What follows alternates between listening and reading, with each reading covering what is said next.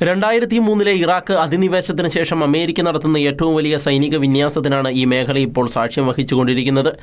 ഇറാനും അമേരിക്കയും അതിവേഗം ഒരു സംഘർഷത്തിലേക്ക് വഴുതി വീണുകൊണ്ടിരിക്കുകയാണ് എന്നാണ് ഈ മേഖലയിലെ നയതന്ത്രജ്ഞർ എല്ലാം വിലയിരുത്തുന്നത്. യുദ്ധമല്ലാതെ ഇനി മറ്റൊരു പോംവഴിയും മുന്നിൽ ഇല്ല എന്നാണ് റിപ്പോർട്ടുകൾ. ഒത്തുതീർപ്പിനേക്കാൾ സാധ്യത യുദ്ധത്തിനാണ് എന്നാണ് ഇസ്രായേലിൻ്റെ ഭാഗത്തു നിന്നുള്ള പ്രതികരണങ്ങളും സൂചിപ്പിക്കുന്നത്.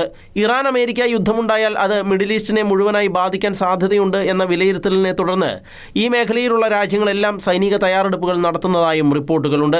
തങ്ങളെ ആക്രമിക്കാൻ ഉപയോഗിക്കുന്ന എല്ലാ പ്രദേശങ്ങൾക്ക് നേരെയും ശക്തമായ പ്രത്യാക്രമണം തങ്ങൾ നടത്തുമെന്ന് ഇറാൻ നേരത്തെ തന്നെ വ്യക്തമാക്കിയിരുന്നു. നിലവിൽ ജോർദാനിലടക്കമുള്ള അമേരിക്കൻ സൈനിക താവളങ്ങളിൽ വലിയ തോതിലുള്ള സൈനിക വിന്യാസമാണ് അമേരിക്ക നടത്തിയിരിക്കുന്നത്.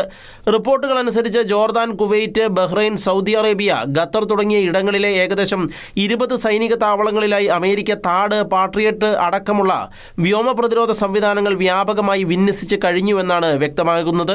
ഇറാൻ തുർക്ക്മെനിസ്ഥാൻ അതിർത്തിയിലും അർമേനിയയിലും അടക്കം ഇറാനോട് ചേർന്നുള്ള തന്ത്രപ്രധാനമായ നിരവധി ഇടങ്ങളിൽ US സൈന്യം ഇതിനോടകം തന്നെ നിലയുറപ്പിച്ച് കഴിഞ്ഞിട്ടുണ്ട്.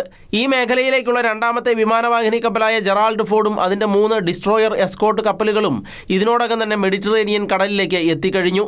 ടെല്ലവീവിനെയും മറ്റ് ഇസ്രായേലി നഗരങ്ങളെയും പ്രതിരോധിക്കുന്നതിനായി ഇസ്രായേലിൻ്റെ തീരത്തോട് ചേർന്നായിരിക്കും ഇത് വിന്യസിക്കുകയെന്നാണ് വിലയിരുത്തുന്നത്. നിലവിലൊരു യുദ്ധമുണ്ടായാൽ തങ്ങളോടൊപ്പം ചേർന്ന് ഇസ്രായേലിനെ ആക്രമിക്കണമെന്ന് ഇറാൻ ലെബനോനിലെ ഹിസ്ബുള്ള തീവ്രവാദികളോട് ആവശ്യപ്പെട്ടു എന്നുള്ള റിപ്പോർട്ടിനെ തുടർന്ന് ഈ മേഖലയിലെ തീവ്രവാദ ഗ്രൂപ്പുകൾക്ക് മുന്നറിയിപ്പുമായി ഇസ്രായേൽ രംഗത്ത് വന്നു. ഇസ്രായേലിന് നേരെ ആക്രമണം നടത്തിയാൽ ഇതുവരെ കാണാത്ത രീതിയിലുള്ള തിരിച്ചടിയായിരിക്കും നൽകുക എന്നാണ് മുന്നറിയിപ്പ്. മധ്യസ്ഥർ വഴി ഹൂതികളോടും ഹിസ്ബുള്ളകളോടും ഇറാഖിലെ വിവിധ തീവ്രവാദ ഗ്രൂപ്പുകളോടും ഈ മുന്നറിയിപ്പുകൾ നൽകിയതായാണ് സൂചന. നിലവിൽ ഇറാൻ അമേരിക്ക സംഘർഷം ഒരു യുദ്ധത്തിലൂടെ മാത്രമേ തീരുകയുള്ളൂ എന്ന് തന്നെയാണ് ഈ മേഖലയിൽ നിന്നുള്ള റിപ്പോർട്ടുകൾ വ്യക്തമാക്കുന്നത്.